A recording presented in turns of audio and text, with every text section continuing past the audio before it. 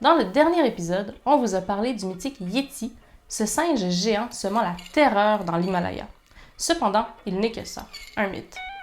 Mais alors, si le Yéti n'existe pas, comment expliquer les traces, les observations et les histoires?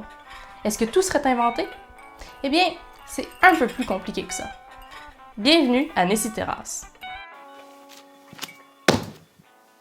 En fait, la majorité des sources de l'épisode précédent sont réelles. Mais ce n'est pas parce qu'une source est vieille, racontée par un explorateur ou écrite dans un livre, qu'elle est fiable ou véridique. On racontait des fausses histoires à l'époque aussi, pour faire rire, pour impressionner, ou encore parce qu'on y croyait vraiment. Mais c'est pas parce qu'on croit en quelque chose que c'est vrai. Par exemple, une fois, en marchant dans une forêt assez dense, j'aperçois un loup, couché dans l'herbe, la tête relevée. Je m'approche pour le prendre en photo, et il s'agissait en fait d'une souche avec une drôle de forme. Si je n'avais pas pris le temps de me remettre en question et d'aller vérifier mon observation, j'aurais cru toute ma vie que j'avais vu un loup ce jour-là. Vous remarquerez que les observations d'Yéti sont souvent faites de loin. C'est difficile dans ces conditions d'être sûr qu'on a réellement vu un Yéti et pas un autre animal. De plus, il faut faire très attention lorsque quelqu'un vous présente des informations qu'il dit vraies parce qu'elles proviennent d'une source. Nous, sans mentir, on a choisi les informations qu'on voulait vous présenter pour coller à l'histoire qu'on voulait raconter. Par exemple, vous vous souvenez de Tombasi, ce photographe et explorateur qui aurait vu un Yéti manger des plantes? L'anecdote est véridique. Cependant, Tombasi dira lui-même un peu plus tard qu'il ne pense pas avoir été en contact avec un Yéti. Selon lui, il s'agirait plutôt d'un ermite vivant dans les montagnes. L'hypothèse est intéressante, mais la description des traces qu'il a vues ne correspondent pas très bien avec des traces qui seraient laissées par des pieds humains. Il décrit des traces de 18 cm de long par 10 cm de large se terminant en pointe. Comparons avec des pieds humains, les miens en l'occurrence. 23 cm de long par 7 cm de large.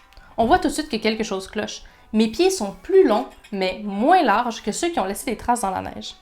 De plus, mes pieds ne se terminent pas en pointe, puisque les humains ont des talons et s'en servent pour marcher. En fait, les traces décrites par Tombasi correspondent pile poil à des traces d'ours. C'est pourquoi c'est très important de remonter à la source d'une information pour bien vérifier qu'on vous a raconté toute l'histoire et pas juste les morceaux qui nous arrangent. Prenons un autre exemple, celui de Newman, ce journaliste qui a donné le nom de abominable homme des neiges au Yéti. Je vous ai dit que ce nom venait de Meto Kangmi.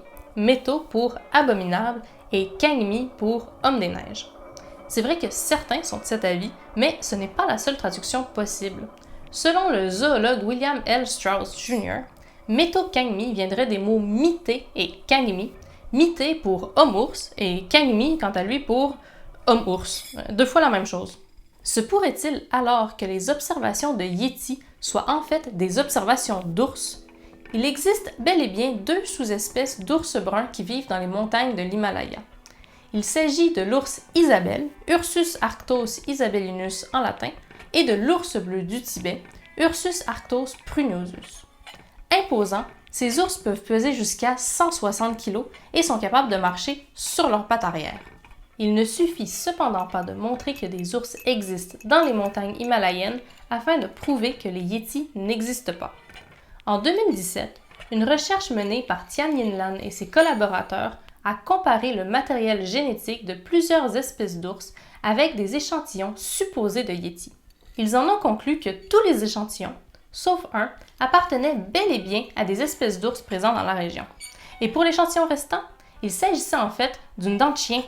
Ah, et pour l'échantillon de poils qu'on a ici, c'est des poils de chat. Alors, quelles sont ces deux espèces d'ours avec lesquelles on confond le Yéti?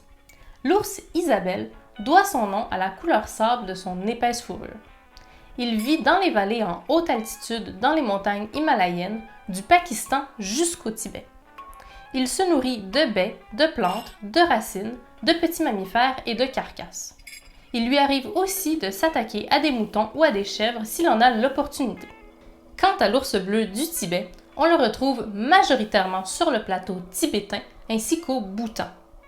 Sa fourrure est majoritairement très foncée avec des reflets bleu-gris et il a un collier de fourrure plus pâle autour du cou. Plus rare, on en sait moins sur les habitudes de cet ours, même si on sait qu'il peut s'attaquer au bétail. Parce qu'ils ont été peu étudiés, beaucoup de mystères entourent encore aujourd'hui l'ours Isabelle et l'ours bleu du Tibet.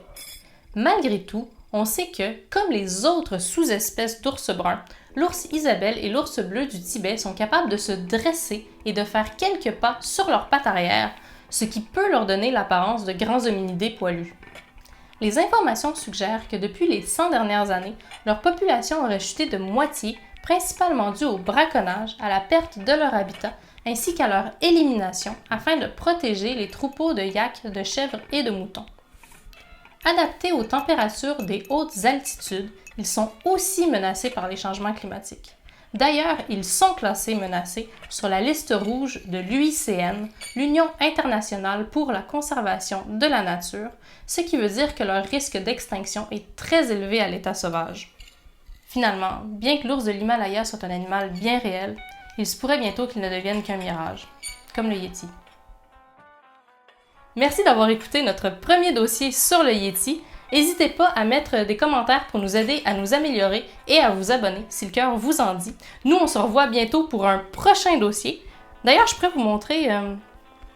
Oh, puis non. On se voit bientôt. Ciao!